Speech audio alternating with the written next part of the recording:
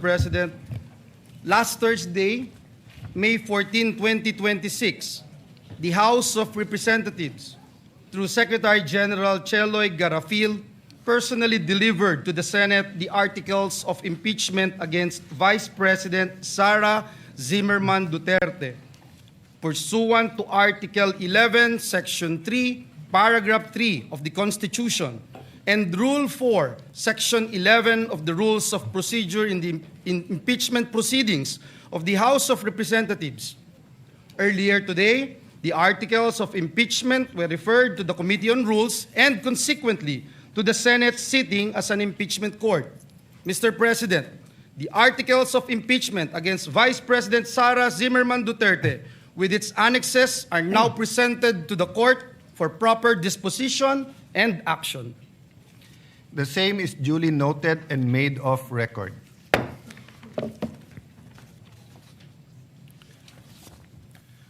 For the record, Resolution number 39 or the Rules of Procedure on Impeachment Trial shall continue to apply. We further note that Rule 6 thereof, which provide that the provisions of the Rules of the Senate and the revised Rules of Court shall apply suppletorily whenever applicable. The court having been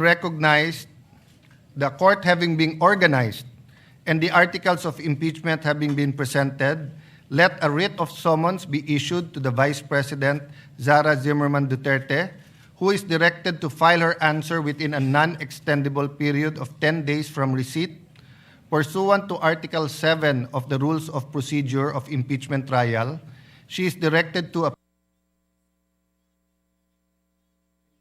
upon notice.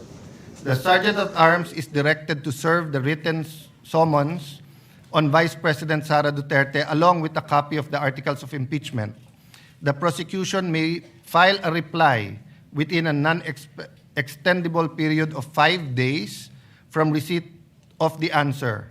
The parties may file their pleadings and annexes in person or through electronic mail. All other pleadings, motions, similar papers intended for the consideration of this court may be filed electronically. We will circulate the specific instructions on the format for the pleadings and manner of electronic filing for the guidance of all parties. Mr. President. Senator Judge. Thank you. Soto. Thank you. Yes. Mr. President, may we be clarified when you say 10 days, is that working days or calendar days? Calendar days. Calendar days, and including the 5 days for the prosecution to respond. Yes, Your Honor. Thank you. Okay. The clerk of court is hereby authorized to calendar the case for pre-trial and issue the corresponding notices to the parties after the last pleading is filed. Upon conclusion of the pre-trial, the trial proper shall commence on a date and time fixed by the court, of which the parties shall be duly notified. I approached members of the minority of the Senate, and later on I will approach the senator judges that we will fix the calendar together, and in pursuit of impartial justice, we will come up with a impeachment calendar that is fair to the prosecution and to the defense, and will allow us to continue to function in the legislative side of our work. Any other matter? If there no other matter, the session is suspended.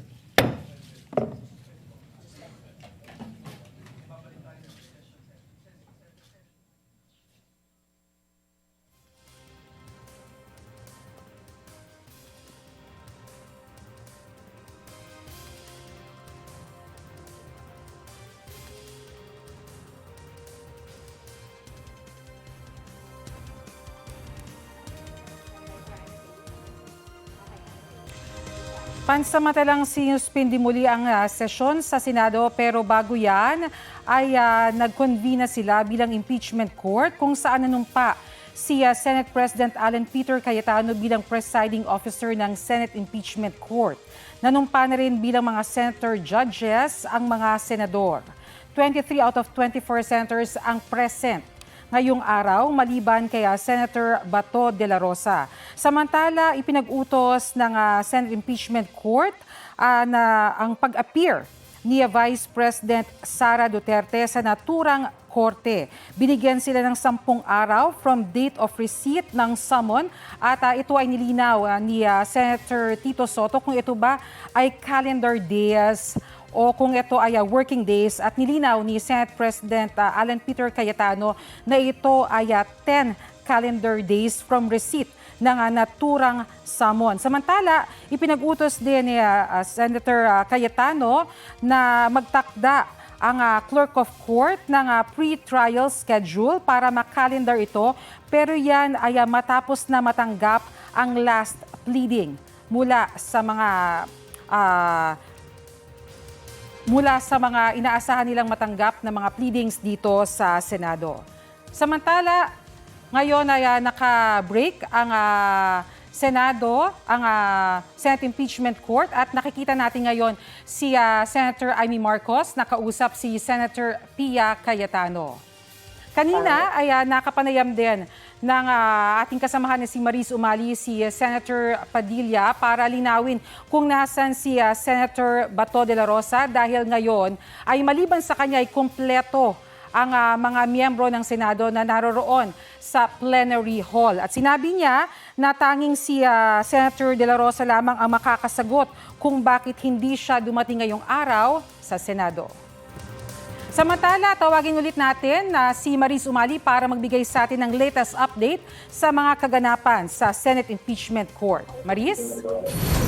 Yes, Bernadette, nagsuspend na muli ang Senado or yung sesyon dito sa Senado matapos ngang idaos yung maikling proceeding, no, tungkol dun sa impeachment. So kung ikukumpara natin to, Badet, itong nangyari ngayon ay para siyang pre-trial. So summons pa lamang siya. So in other words, pagkatapos mag-convene as a Senate Impeachment Court, itong Senado ngayong hapon ay of course na-organize na ang korte, na i-refer na yung articles of impeachment, at pagkatapos nito ay binigyan ng 10 calendar days si Vice President Sara Duterte para sagutin lahat ng mga nakasaad sa articles of impeachment, yung mga kaso ngang ibinabato laban sa kanya. At dito sa 10 calendar days na ito, kailangan masagot na ni Vice President Sara Duterte yung mga alegasyong ito. So ibig sabihin, hindi pa ito yung trial proper. So ngayon, pagkatapos nitong banggitin nga na si Vice President Sara ay mayroon 10 days, ay nag-suspend na rin yung impeachment court.